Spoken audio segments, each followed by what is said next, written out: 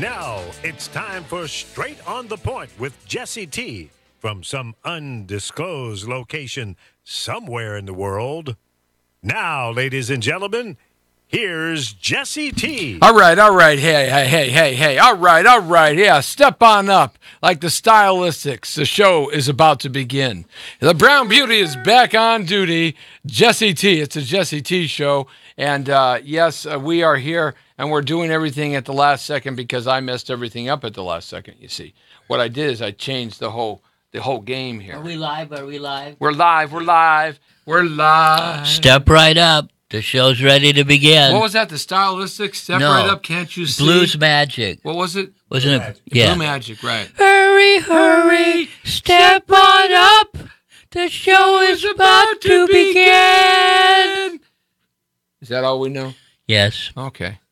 See the man who's been crying for a million years. He seems so sad. Blues Magoo.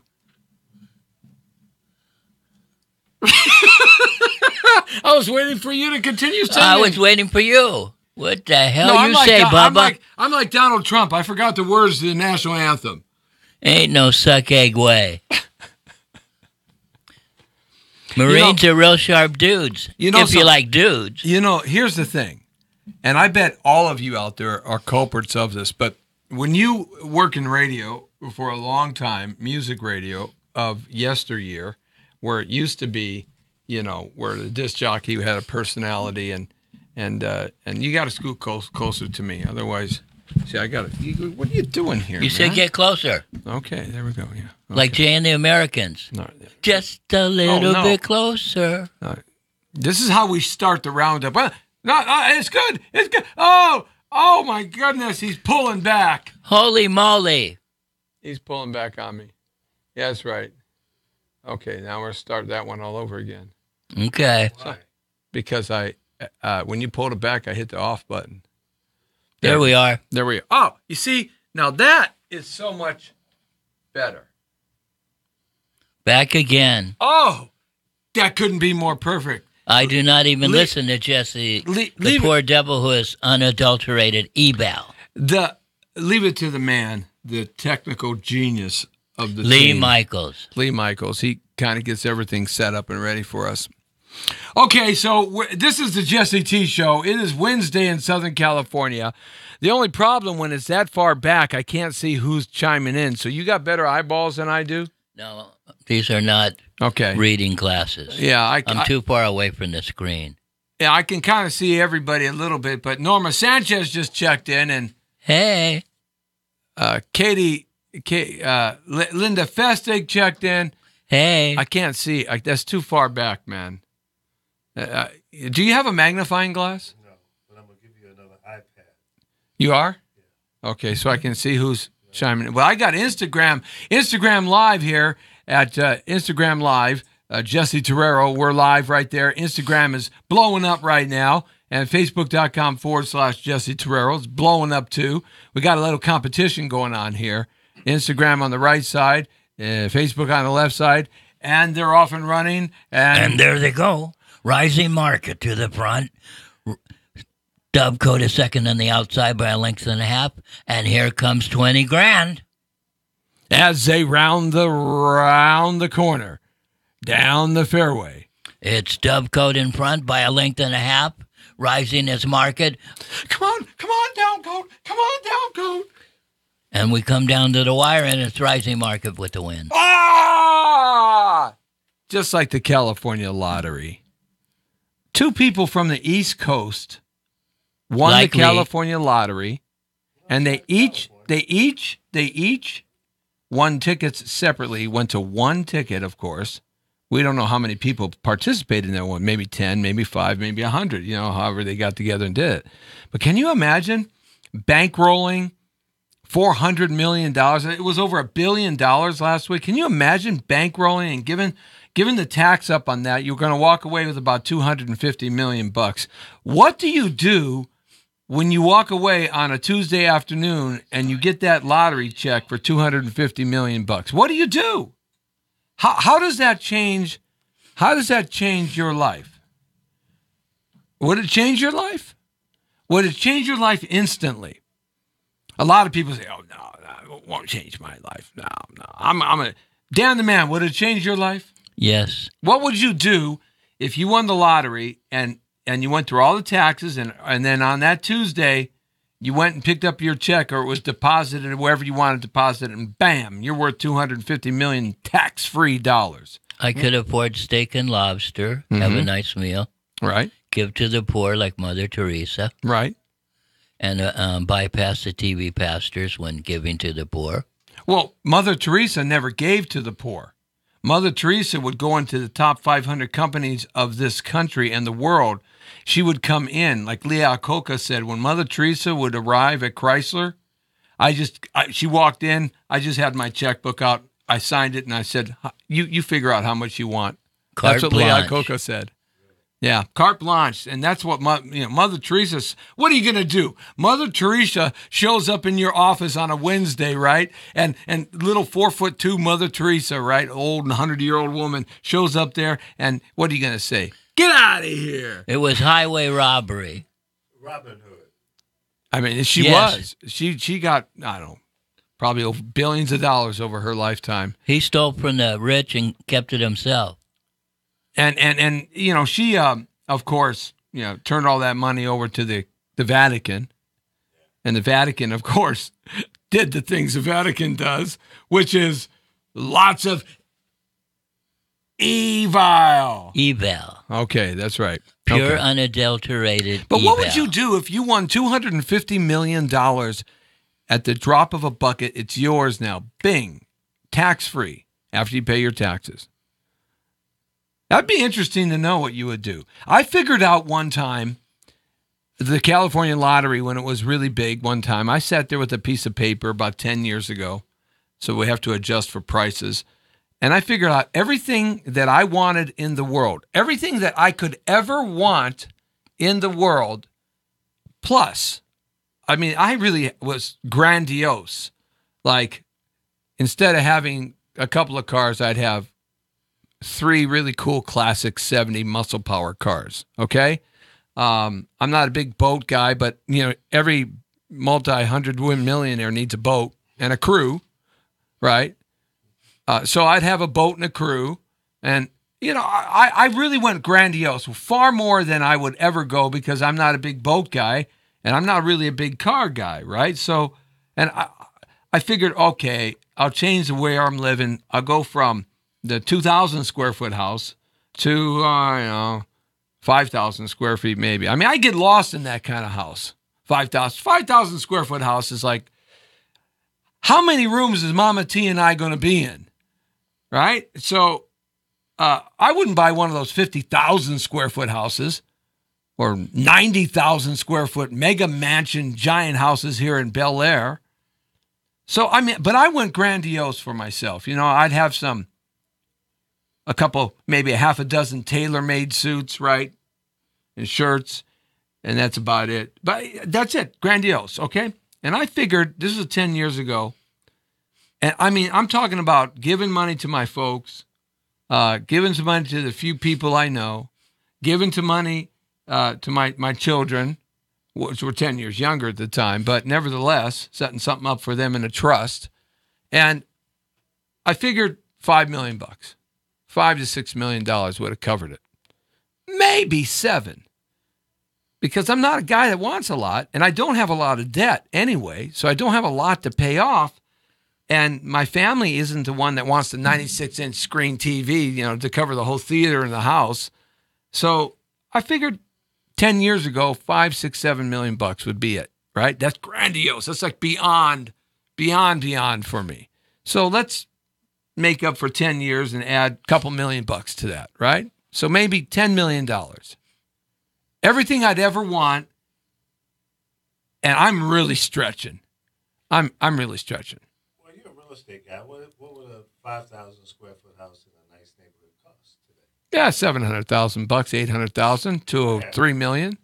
Oh, okay. Depends what you want to be in. You want to be back behind us up on the hill, it's going to be different. But I don't need to live up on that hill. See, I don't mind living in Burbank in the Flatlands and on Spark Street. right? That's okay with me. It's so an I'm ocean saying, among the seas. I'm saying I don't got to look at the ocean, and I don't care to be near the snow. You see what I'm saying? So for me, I was being grandiose, right? I don't need to have a Bentley or Bugatti or Ferrari. Just give me a nice car, brand new, that is nice. That's all. It doesn't have to be a $300,000 or $1 million car. It can be a $50,000 car, a $70,000 car, something like that. So let's say $10 million today, but you got $250 million. So you spend $10 million of that $250 million, and this is tax free because you won the California lottery, the big lotto, the mega lottery, for $400 million or $500 million or $600 million. So Uncle Sam in your state takes your taxes out, right? Yeah. All right. So you walk out with $250 cash, tax free. I spent $10 million of it. I took care of Dan the Man and Lee Baby Michaels and a few other cats around me. You better add a couple, 10 more, 15, 30 more million. No, you're going to be on a diet. If you're going to take care of Dan and I, come on. Yeah, you're going to be on a diet. You got to hook a brother up. Okay. What are you going to give me, $500K? I'll just give you $1 million. Ah, come on. I would do you better than that. Would you? Hell yeah. Okay, what would you want? Tell me what you would want. How much would you want? Give me a 10 spot. I'll give you $10 million. Yeah, okay, I'll be good. So now I'm into it for 20. You'll never hear from me again. That's okay. I'm in for it for 20. Well, okay. So give Dan 10. Dan needs 10. I would share because you can't take it with you. Okay. Right. And what you do with it is fine. And I never see a Brinks truck follow a funeral. So that's right. Dan the Man gets 10. Well, that means I got to get 20 because I can't give away more than I get. Okay. So wait a minute. So that's 20, 30, 40. Right. I take care of Sifu. I take care of Jeff Langton, you know. So the Jolton Jays. I give him 10, right? So I take care of Shark and Michelangelo because they're hanging around me right now. And so I give them each what, $5 million. Okay. Okay. $2.5 million. All right. All right. All right. You guys you have to hang around me a little bit longer. Okay. Sorry. You haven't been around long. That's right. We get hazardous pay. Yes, right. They've been around a lot longer. They've had to deal with me. Stress pay. That's right. You guys don't have stress yet with me. Yeah, right. Okay, so that's $5 million. So now I'm 20, 30, 40, 50. I'm $60 million. Okay. All right? Then you have what, 250? I'm done. So you're down to 190, right? Right. Okay. So now what? I don't know. What are you going to do with the 190? I don't know. That's what I'm saying. That's what I'm saying. After you, but wait a minute. Do you have the kids in there? You don't have. They're all part of mine. 190. They're going to get it all anyway, so it doesn't really matter. You don't have to specify. No, I don't have to specify. Mama T and the kids are going to get all that anyway, so it doesn't make any difference. Yeah. Grandpa T is, I mean, it's all part of the $190 million as far as I'm concerned. Hey, man, just give me $5,000 in my pocket, and I'm a happy camper. Yeah, you can do anything you want. For 5 G's in my pocket? Yeah. Every month? Right. Hey, you're nothing in this town unless you can cut off $5,000 a night. Right. I mean, it's not like I'm going out and buying escort services and I'm looking for a 25-year-old. What would be the craziest thing you would do? The thing that you have dreamed about that you've never done before, what would you do? I'd like to go up in a spaceship when they get that going up into the upper atmosphere, what they're saying they're going to do in the next 5 to 7 years or whatever. That would be like totally cool. Okay. That would be like, that costs you what, about $3-4 million? No, I think those are somewhere in the area between $5 and $20 million now. Shit. Those tickets. No. Yeah. Well, I'm saying no. I'm not going. Well, so I probably wouldn't go on that. I mean, that's like beyond crazy. That's stupid crazy. Yeah. See, Dan and I were talking about this. By the way, this is road tripping, but we're doing our version of road tripping. We're doing the diet version of road tripping. We're on diet today because Dave the Shark Freilich, he's out taking care of those people that died in the great mudslides up in Santa Barbara. He has a friend who they were looking for somebody that's related to them, so he went up there to help out. About 24 people have died from that mudslide. 24 missing. 15 dead. That's and over 100 houses and over 300 structures. Yeah. I mean, if you've ever seen a mudslide happen, It's like an avalanche. If you've never seen an avalanche happen, the side of the mountain is stable 1 second, and then all of a sudden it drops at ultimate speed, and you can't stop dirt and snow and water. When that stuff you can't happens, outrun it. You can't get away from it. So, and it's heavy, and you're dead. Yeah. All right. Exactly. So, like those guys in Carpinteria about 30 years ago, maybe 25 years. That's right before Montecito. They lost half their little village, their little township there to a mudslide, and they didn't even dig the people out. There are still people buried under that mudslide because, which is, they could. Why dig them out? It's too much money to dig them out, so that became their gravesite. Wow. And it's worse than 2 hippos in a mud hole. If I could ever be an animal in the animal kingdom, it would be a hippo. Why? Oh, they are so badass. They're the most badass animal in the animal kingdom. They run fast. They swim fast. They're big, bodacious, and beautiful, and they can open their mouth like this big. Yeah. They got those teeth, and alligators and lions and elephants and crocodiles and snakes, and they're all afraid of them. Really? Because they have such an attitude. They go from A to X and back to A in the heart of a beat, right? Right, They get pissed off. They're territorial. They protect their young. So they don't have a natural predator? Nobody is their natural predator. Really? Not even an elephant? Nope. Nobody? Not even a lion. Not even a lion. Yeah. Nobody's their natural predator. They are the supreme. They're the king of the jungle. They are king of the jungle. Yeah. George of the jungle, George of the jungle, George. No. Watch out for that tree. No, it's George of the jungle. Watch out for that tree. George of the jungle. George of the jungle.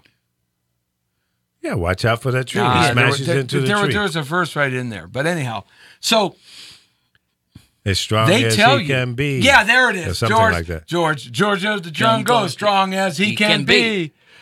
Watch out for watch out for that tree. Bam. Right. Okay, so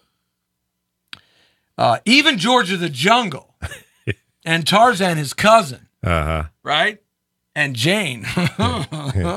Yeah, we like Jane. What about poor Cheetah? I forget Cheetah. That's monkey. Cheetah got cheated. Yeah, that's right. We got Jane, baby. Jane, baby. Baby Jane. Yeah. Whatever happened to Baby Jane? I don't know. Whatever happened to Baby Jane? She got into it with Mother Goddamn.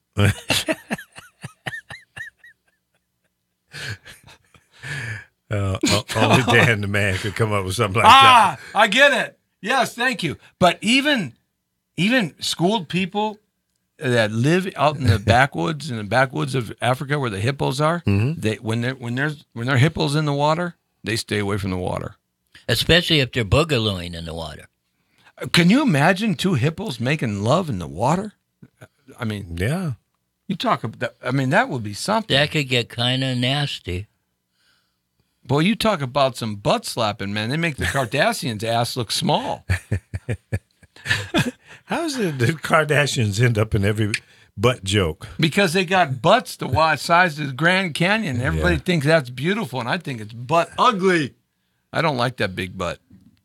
I know I just got a whole bunch of people mad at me, but I like that skinny. I like that skinny, tight, physical, fit butt. Thank you very much. Yeah, those are nice too. With some nice natural curves, right? But not that butt that does this, right? All of a sudden the silhouette, then boom, right? No. Yeah, basketball butt. Yeah. I like the state of Indiana figure kind, the one with the big South Bend. Whoa, give me that South Bend. How does he say that with a straight face? I don't know how he says that. Hey, pretty lady. Wow. Moving right along. Yes, thank you very much. Can you XERB dig it with the Wolfman Jack? I loved Wolfman Jack. Yeah. For all those of you who don't know who Wolfman Jack was, go to Google or YouTube and bring up Midnight Special videos. Because Wolfman was a host of the Midnight Special in 71, 2, and 73. Yeah, but that was just a watered down TV. But you can facade, see, But then you can also on Google and YouTube you can download and hear some of his air checks when he was from Del Rio, Texas, baby. Right when he was really the Wolfman in the '60s. Yeah. where he really, what do you got? You can get the 14-inch boogaloo or the 22-inch boogaloo. Which one boogaloo you want, baby? Right? Yeah, Right? yeah. Right? And the Wolfman would say, I love you.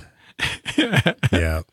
The Wolfman Jack. That was the greatest jock of all time. He was in my definitely opinion. creative. Yeah. It was a white guy. Everybody swear to God that he had so much soul and funky in him that he was a black guy. Yeah. But he had a raspy voice. Oh yeah, he was real smooth like that. Yeah, Wolfman. Yeah, it's your Wolfman, baby. You got your panties on. Yeah, he would do that stuff, booming 250,000 watts across America. Yeah. He would say, are your peaches sweet? Are they good to eat? Yeah. The Wolfman Jack. Yeah. Oh, I loved him. Yeah. He was the best. I guess you could look at and see American Graffiti and get a little taste of him. Yeah. Because they let him do his shtick in the background. in the background. Yeah, American he was Graffiti. DJ on the radio. Yeah. The Wolfman. Are you naked? Are you naked tonight? When he would sing songs. Yeah. Oh, I love that too. Yeah. And don't forget Humble Harp. I love the live little chickens that he would sell. The little little chicks. Yeah. The little chick. He'd sell a dozen chicks, right? And he built a whole joke and a whole story around these chicks, right? And how they show up in your mailbox, and your mom would do this, and your dad would. He very creative guy, and he actually did get attacked by the federales in Del Rio, Texas. That actually happened. Really? And in 1994, the original owner, about 98, the original owner of that station in Del Rio, Texas, well, actually, the station was across the border from Del Rio, Texas. Yeah. Okay. And that original owner still owned it. And one of my buddies, Walter Kahn, who passed away, on his way to Florida to move to live, he veered right and went down to the original studio across the border, and the owner was there. He's an old man, 95 years old, but his son was 70 or 65, whatever. And they have a whole museum in the studio of Wolfman Jack stuff that nobody on the planet Earth has. Wow. Nobody. And so Walter got to take a bunch of pictures, and he spent a whole day there just talking to Wolfman Jack. I would love to do that. But he actually did get attacked. Is it still there? It's still there.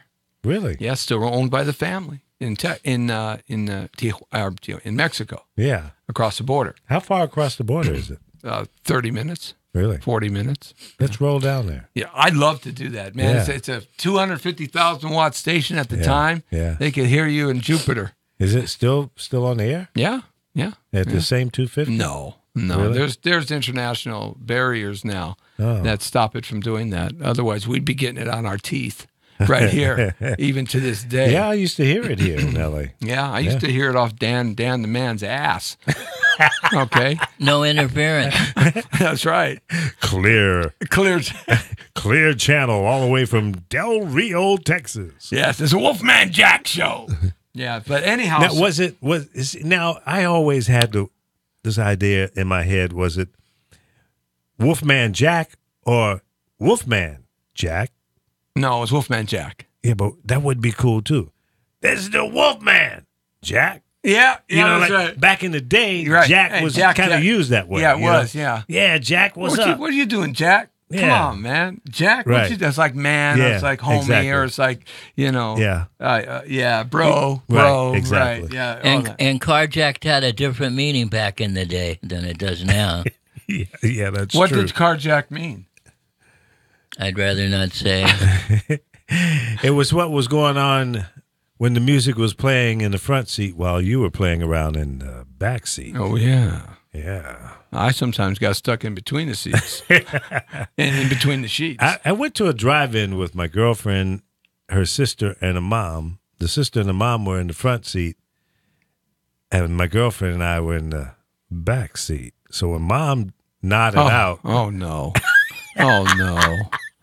Oh, no. we missed the movie. I'll and put it with that mom way. in the front seat? Yeah, she was snoring. And she must have been out. Yeah, she was knocked out. And the sister was eating popcorn, so And the sister didn't know what was going on. no. She never looked back. And you must have been way back in the station wagon of the Chevy Countrywide. That's right, the Town and Country Ford station wagon. I used to love that station wagon way back there. Because there would be a hole where the seats would be in the back, and you could sit down in there. Yeah. Oh, yeah. Way back in that station wagon. Pop goes the weasel. That's right. Bing, bing. I was up there, not to change the subject, but where the 101 got wiped out in the mud. I was up there last night. Wow. It was already wiped out last night. Yeah. You see the big boulders and stuff? I didn't get that close to be able to see it, but I dropped off some people and picked up some people in that general area. Yeah, if I had been working at KIST radio, making up my weather reports and sleeping in, I would have been in a whole hell of a lot of trouble, wouldn't I? Everything's looking clear on the 101. Nothing ever changes. It's all right. There's big giant boulders the size of two D9 tractors, right? Yeah, but the GPS had it all blocked off. It said, it's closed. Yeah, really? yeah.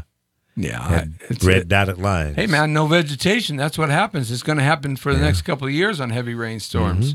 Mm-hmm. I don't know what it is with people, why they got to live in mountains and near mountains. For me, the idea of living near a mountain or in a mountain with your house is not something that I would ever do. I'm a flatlander. It's just I'd rather deal with the problems of flatland than the mountain problems. All these houses near the foothills, I always would scratch my head because, it happens. That stuff happens to all those neighborhoods at some point or another. You see it every year up here in Burbank and Lucky Knot and Flint Ridge, where the water and the mud is coming down and infiltrating people's houses, and they got sandbags 4 feet high. It happens every year, and you just think you would learn. Those sandbags are not going to stop that mud. No, it directs. It just directs. It doesn't stop it. Yeah. And water damage on a property is horrible. If you can take a house off its foundation, sandbags is nothing. No, sandbags, absolutely nothing. Yeah. Well, no, water is the most, it's the strongest element of the planet Earth. It's all what our planet Earth is. And they say that there's even larger reservoirs of water under North Dakota, South Dakota, Oklahoma, Louisiana, Tennessee, that the largest aquifer in this hemisphere is under that part of our country. Wow. Well, all the heartland. Yeah. And like you say, it's the strongest element. Even Superman can't hold it. No, he absolutely can't. No, Superman. Hey, we got to say hi to a whole bunch of people, but I can't say Hi, bunch of people. So I'm going to probably go off camera here for a second because I got to go over here. The cameras are so far back; they were moved back. But actually, but this is only Instagram. No, that's Facebook. Yeah, but this is only Facebook, and open up your Instagram on there as well. It's too complicated for me. Here, I'll just hand it back to you. Seriously, it's way too complicated. Well, you could at least read the Facebook. No, I'm just going to go off camera. Okay. Saying hi, Steve Ross. We'll bring your mic over. Oh, thanks. Yeah. See, I need someone like you in my life. Well, I could turn this camera That's over. going to cost more than $10 million. Okay, I could go like this. Right? When you make that lotto money. Well, I'm going to make it. I still can't read it. Edith Dominguez. Hey, thanks a lot, Edith, for joining us. Linda Fettig, she's in there with us. Thanks a lot, Linda. Appreciate that over on Instagram.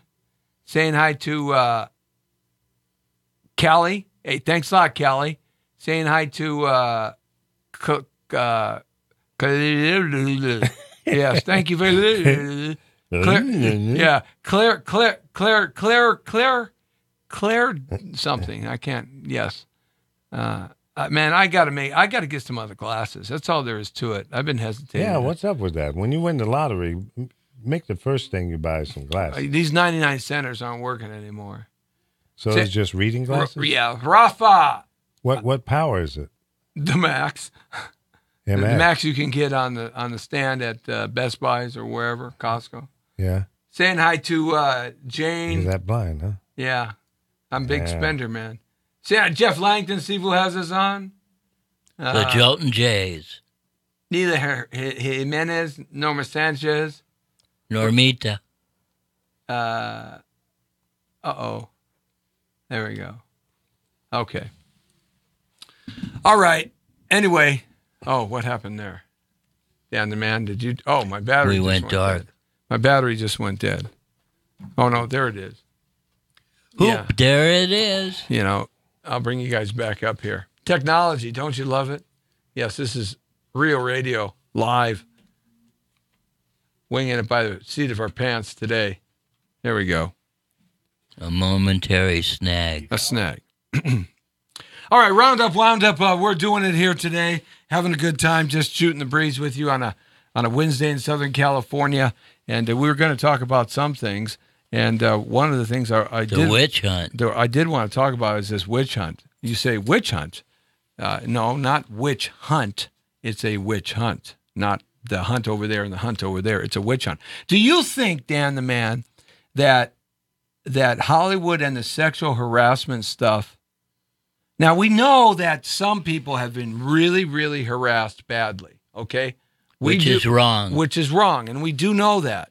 And the players that are involved in that, we do know some of those names that and they've had multiple. Some of them have hundreds of complaints now. Like Radner has hundreds of complaints. Wienerstein or Weinstein has hundreds of complaints. Even Kevin Spacey and Dustin Hoffman. I mean, we have even Michael Douglas today came out ahead of somebody that wants to complain about him. And I was going to read a little bit about that story because I thought it was fascinating. And that kind of jostled my brain to think after I read the Michael Douglas story, which is all over the net right now about sexual harassment, that maybe this is turning into a witch hunt on some of these actors and entertainers in the motion picture business. Maybe it is turning into a witch hunt. It is, because all these screechy women are coming out and saying that they helplessly gave in to sexual demands. But what's happening now is if you're accused, they act like you're convicted. So what happened to due process where you have to have evidence first? So this is unfair totally. Throwing out the ones that are very legitimate, that they've been ruined by harassment. And you kind of know the ones that are legitimate because what happens is there's so overwhelming amount of people that are complaining, or the description is so overwhelmingly perfect, and the situation where it took place is a known place where it took place, like a hotel or somebody's house or something like that. So you kind of know, or it took place on a set somewhere, you kind of know. But I think that there's a bit of a witch hunt going on here, which I think harms the true victims. Yeah, in other words, they go for hang 'em high first, like Clint Kilgood, and ask questions later. So that is very unfair. To be accused means to be convicted.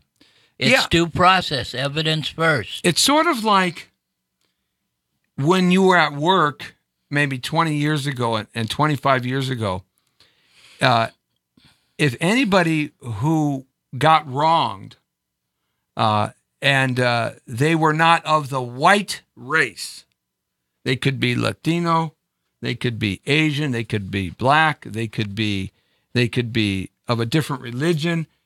If they just cried wolf and said they were discriminated against me, they were prejudicial against me, the question was bigoted, etc., out of that political correctness, there was a lot of witch hunting that went on there. Now, there were legitimate cases where people were wronged, and the people that wronged them should stand in justice for that. But there was that political correctness, and I kind of think in some degrees that some of these cases, if they were investigated all the way out by the participants, a lot of them might be just he say, she say, hearsay from 25, 30, 35 years ago. Seriously. Yeah, I mean, there's plenty of strong women that have told me, keep your hands off of me right now.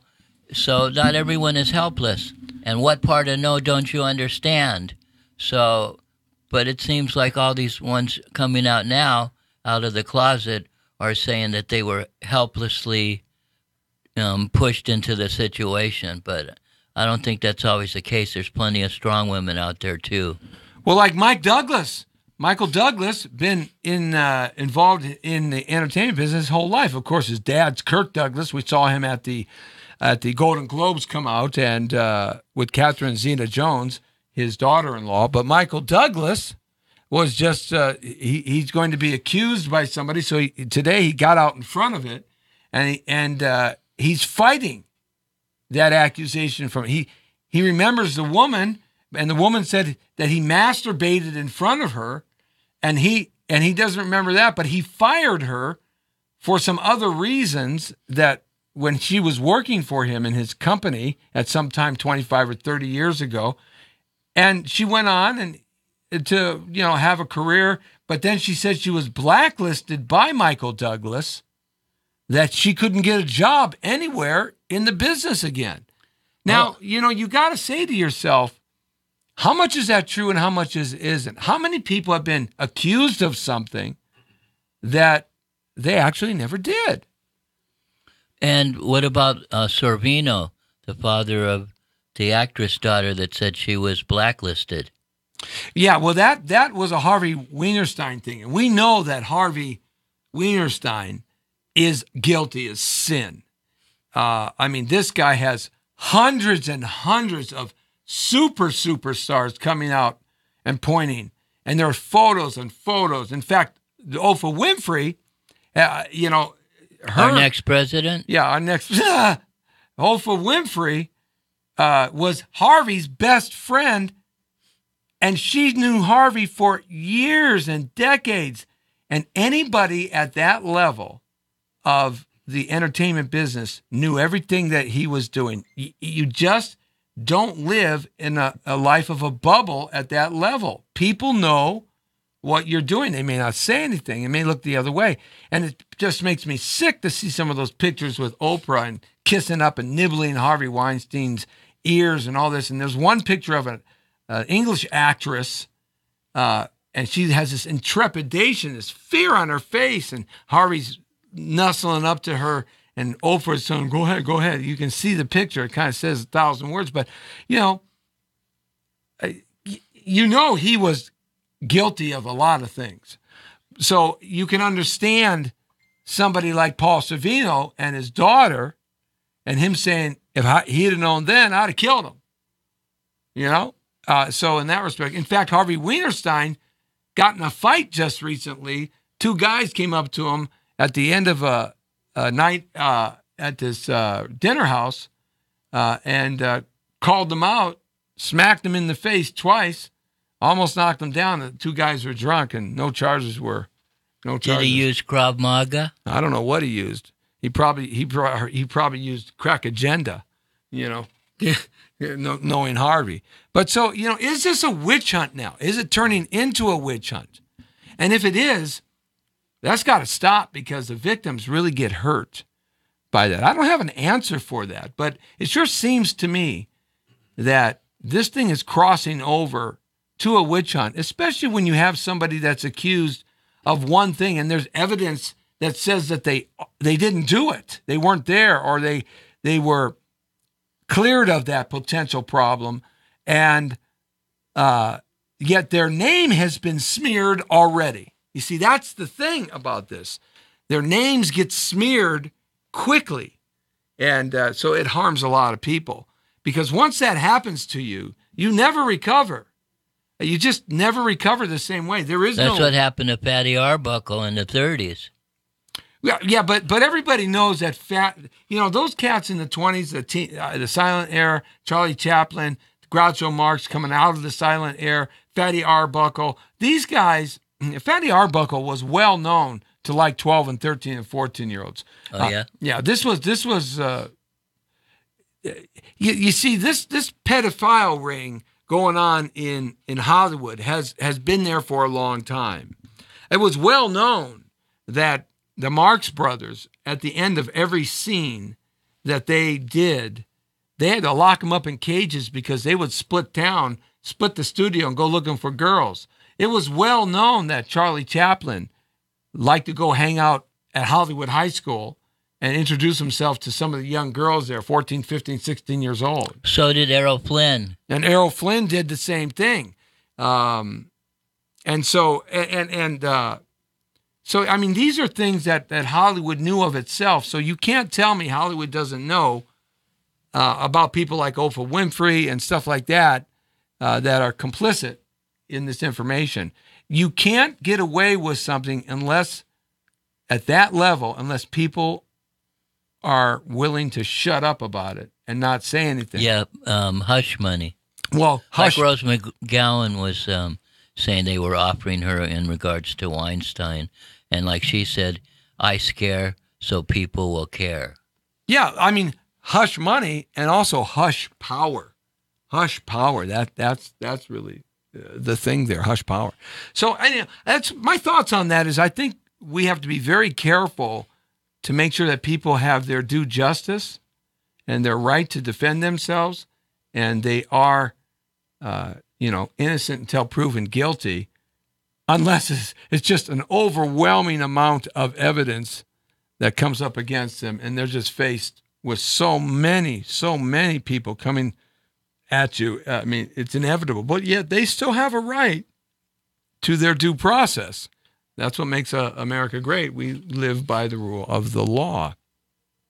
And that brings me to immigration, because now I thought it was a great move that Trump sat there in that meeting for about an hour, bringing everybody in, both the Democrats and the Republicans, and had that go-around meeting that was there before and after, but about an hour on TV, talking about DACA and talking about immigration reform with all the politicians, and looking to make some sort of concession. Every president at some point during his presidency moves to the middle, moves closer to the middle.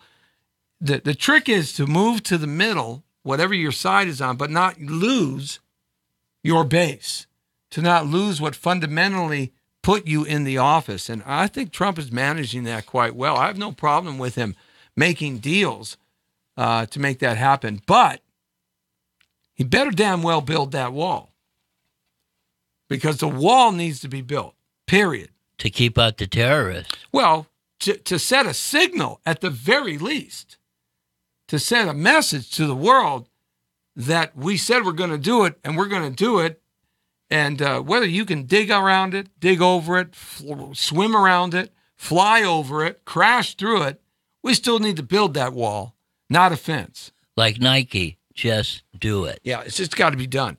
And as far as I'm concerned, and this is going to sound really cold-hearted, but, the children that came to this country with their parents illegally are here illegally. For me, it is as clear as pie. I don't care whether you're 25. I don't care whether you're a doctor. I don't care whether you work for the city municipality. I don't care whether you're a student. It doesn't make any difference to me. You're here in this country illegally. Now, whether it was your fault or not, that's not my issue. But you're here, you're an illegal alien. And just by that mere fact, that creates an issue. You shouldn't be here. Now, they're not going to send everybody back. They just can't do that. You can't wrap up in the middle of the night like China and Russia and put everybody in big yellow buses and take them to the border and kick them out. You just can't do that. It's an impossibility. Oh, you could do it, but it would change a lot of things. In this country, the likelihood of that ever happening is 0 to none. But we just can't allow people to come here illegally and not have to pay some sort of price, even though it wasn't their fault. It was their parents' fault. So as far as I'm concerned, illegal is illegal and legal is legal. And when you start allowing illegal people to have amnesty, what about all the legal people who would spend 2 to 5 years to go through the American process of becoming a legal citizen, being sponsored, having a job, going through the paperwork process, which is an untold amount of paperwork? What about those people? you diminish their value tremendously. You basically throw dirt in their face. Said, you should have came across the desert, the ocean. You should have did that, but they chose to do it the proper way. And I'm sorry. I'm just really clear on that. And there's got to be a price to be paid for the illegality, because we are a country of law. And so what are your thoughts on that? Yes, it's not fair to the ones that tried to get here legally. A lot of them can't come now. Right, because, well, our system to come to this country legally needs to be revamped, because it's a tremendous amount of time spent, and it's a very slow, bureaucratic process. So they have to revamp that, and I hope they revamp the immigration process here. I hope the Congress revamps that and gives the president something that he can sign that's a compromise. But build the wall and don't give the DACA people legal status through amnesty, period. Make them work for it. I'm sorry. Make them work for it somehow, some way. Make them work for it for the next 3 to 5 years. Make them pay the money that the other people had to pay and work through the whole application process. Make them not amnesty. Just don't sign like Reagan did. Oh, you're here now. You weren't here on Monday, but now you're here on Tuesday. Okay? Make them work for it. Go through the same process. Maybe not necessarily send them back, but make them go through the process that the other people had to go to. In that respect, maybe that's a solution. In that respect, and what about the grant? What about the Golden Globes? The Golden Globes. It turned political. I mean, really? Just get up, get your stupid award, say thank you to your mom and dad and your agent and your best friends who got you there. Say thank you to the producer and director. Maybe tell a story of about the film or something along that line. A dream that you had always to be and you accomplished this, and then just go sit down. Why do they let this stuff be a pedestal for people who don't have a clue what they're talking about? They're actors. They're not. They don't study history. They don't study economics. They don't study government. They're actors. They study acting. You don't become a great actor and win a Golden Globe Award because you woke up on a Tuesday or a Wednesday and decided you want to be an actor. On Friday, you get a $50 million picture that you're the lead role in. They spend their whole life studying. Okay? It's just political correctness, this allowing Hollywood, and we put way too much behind what these yahoos say. And what who cares what they say? It's irrelevant. Shut up, sit down, like they used to do. Get your award, say a few words, and go sit down. But they let them go on and on and on and on, and it becomes just a political press conference. It becomes just a rally.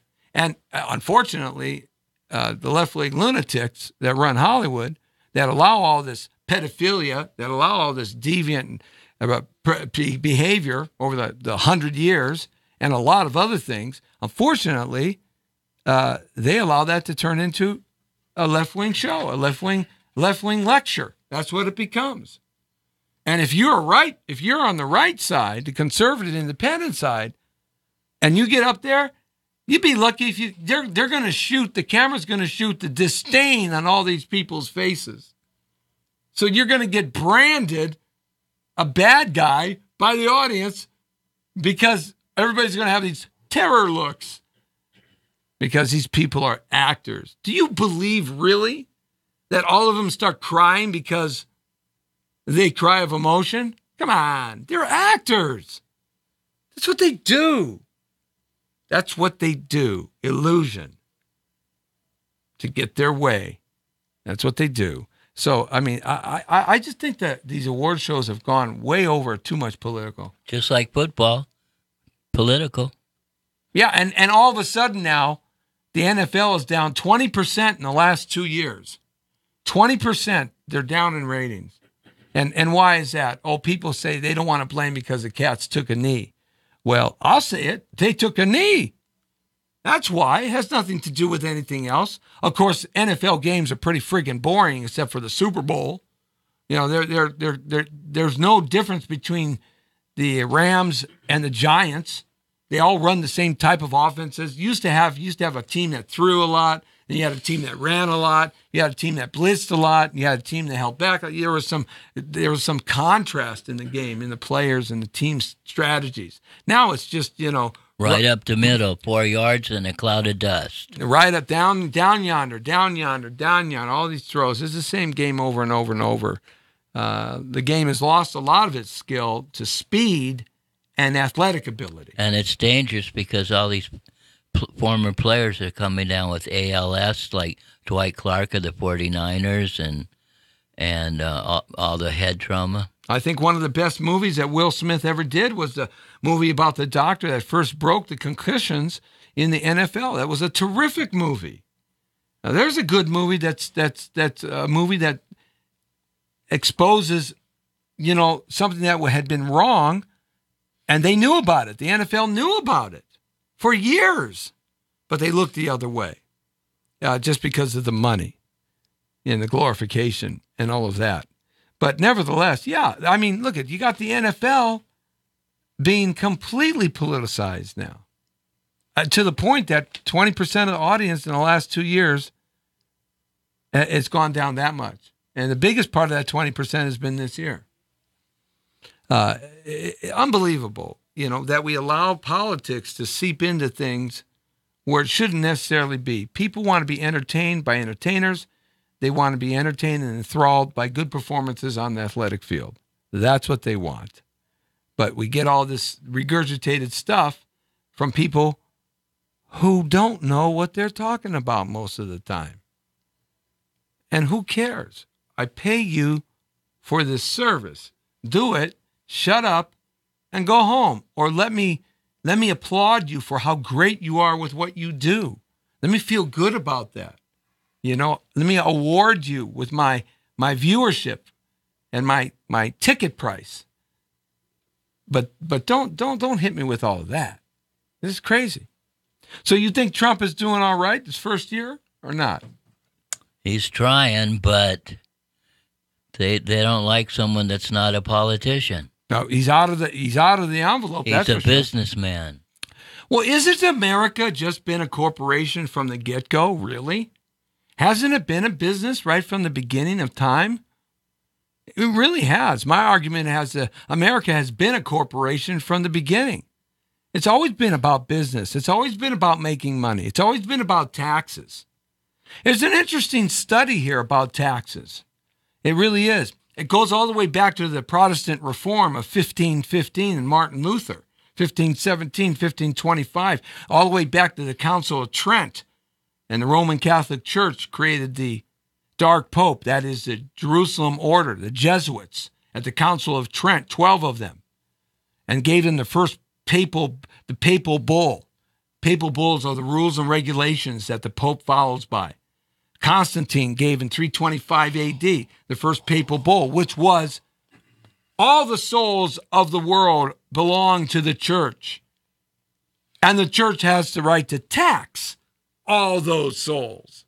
And that's the first papal bull in 325 AD that Constantine gave to the Roman church, which was a pagan church, which they took paganism and married it with this Christendom, and created what ultimately became Christianity. We celebrate December 25th, which is a Roman pagan holiday. Most of our rituals and celebrations are pagan. Easter, the whole 9 yards. These all have to do with paganism. A lot of people don't know that, but that's the key. So the Catholic Church, the Protestant Reform, the Jesuits were kicked out of the Catholic order by Clemens XIV, and that allowed America in the early part of the 18th century and the late part of the 17th century, it allowed America to be colonized by Protestants who are non-Catholics but are Christian, because Martin Luther said, it's faith to God, not indulgences to the tax of the Catholic Church to God. And the church didn't like that. And because of the Protestant Reform, America was based on Protestant ideology. And that's where Baptist, Methodist, Lutheran, that's where everything came out of, from the Protestant reform of Martin Luther. And for 200 years, we didn't have to deal with the Jesuits, which are God's most horrendous group ever in the history of mankind, because they have the right to kill, rape, pillage, steal, torture, take anything that they want, according to the Catholic Church, which gave them that right at the Council of Trent in 1545. So when you look at it, America has been a business from the get-go, because the church is a business. It always has been, except the Protestant Reform changed that. And that's why there's a whole nother part of that historically in that respect. But so you got that understanding. So we've been a business. So why not have a businessman run the country? Yeah, I got no problem with that. Hey, I was a Herman Cain guy. Remember the pizza guy? I loved 555. 555. I was voting for Herman Cain. Then he dropped out. The 5-5. And they set him up with a woman. My God. P5-4-bum. 555. 555 plan. I had no problem with that. I also like H. Ross Perot. The charts. The charts. You got to have the charts. Remember the chart. The chart says, right? Deplane, boss. Yeah, he was like a little Hervé Villechese. The charts, right? 555, Herman Cain. And I to some degree, probably, if I had given no choice, I would have voted for Mitt Romney because he's a businessman, but he was really a sellout Republican conservative because he created socialized medicine in the state of Massachusetts. Welcome to Insanity Island, where all your dreams come true. That's right. So I think Trump's doing great, actually, in the first year. He's accomplishing a lot of what he wanted to accomplish, making some promises come true, making some compromises. He's got like 81 to 100 things that he's done. He's worked harder and gotten more stuff across the board, either through congressional legislation and or executive orders than any other president in my lifetime. Reagan didn't even do that, and JFK didn't do that either. And they were two presidents that I thought were pretty good in that respect. So, you know, when you start looking at it, he's not doing half bad. I'll tell you what, I like getting more money back at taxes. My businesses have turned around. We got a stock market that's about ready to go 26,000. We got NASDAQ that's jumping. We've got income, gross national product over 3%, maybe pushing 4%. By the time we get all the numbers done. So, I mean, there's a lot of great things going on here. And people are feeling good. That's the best thing. We're making our military stronger. And everybody said, oh, Trump's going to get nuclear bomb. Guess who's talking? Guess who's coming to dinner? Not Cindy Poitier. Guess who's coming to dinner? The North Koreans are coming to dinner with the South Koreans, and they're talking right now about military issues, not just the Korean the Olympics coming up in a month at Seoul, Korea.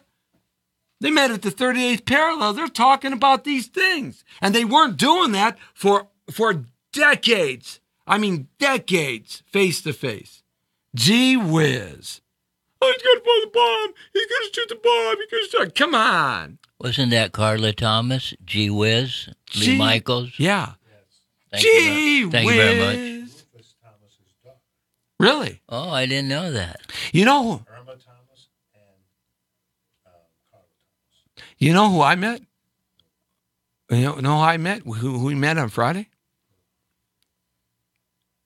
Bonnie Pointer. Yes. She lied to you. Bonnie Pointer. Didn't she look fabulous? Yes. You can go see well that. preserved. You can go see that interview at facebook.com/Jesse Torrero. Bonnie Pointer. She just looks great. And we talked about Anita because, you know, we had Anita Pointer in here maybe about 6-8 months ago. And we had a nice discussion before Trump, I think, was elected. Yeah, that's what was before he was elected, about a year ago. And I sang for Anita with her, and she said I sang pretty good. She lied. She said you have to start all over, like the poor Shial. She Like Terry Thornton. Like Terry Thornton. I think that you guys are just jealous. That's all. You're just jealous. Because when I met Bonnie, or Anita, or Bonnie, we got a good interview with her and we called Anita.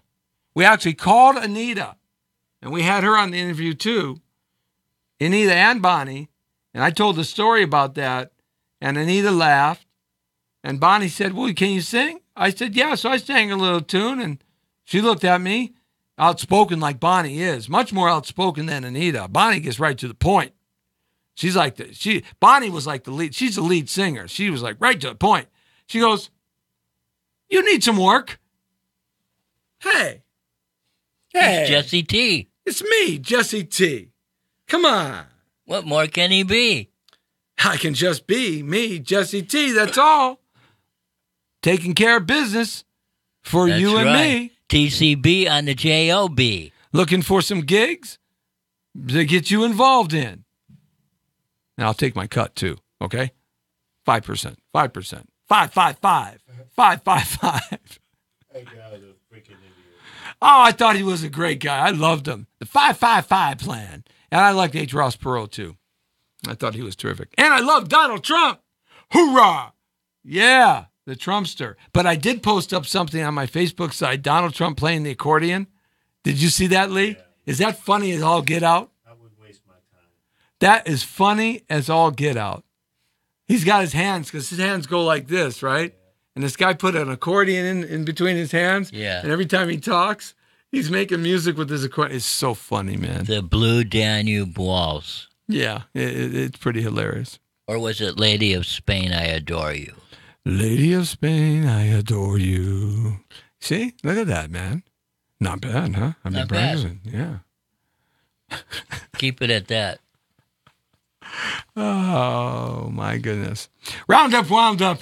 Every Wednesday here, we miss the guys, Michelangelo and David Shark Freilich. David Shark Freilich up there in Ventura right now, helping out those that are in need. David does a lot of that. He just jumps in head first, and a lot of people have been injured terribly up there.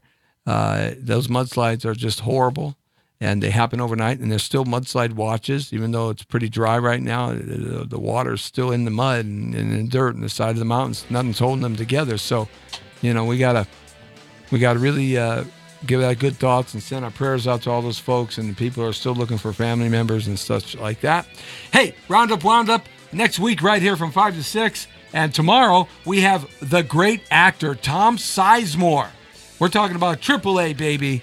That's right. We're talking about Black Hawk Down, Private Ryan, Heat, and so many super films. The Bronx Bull.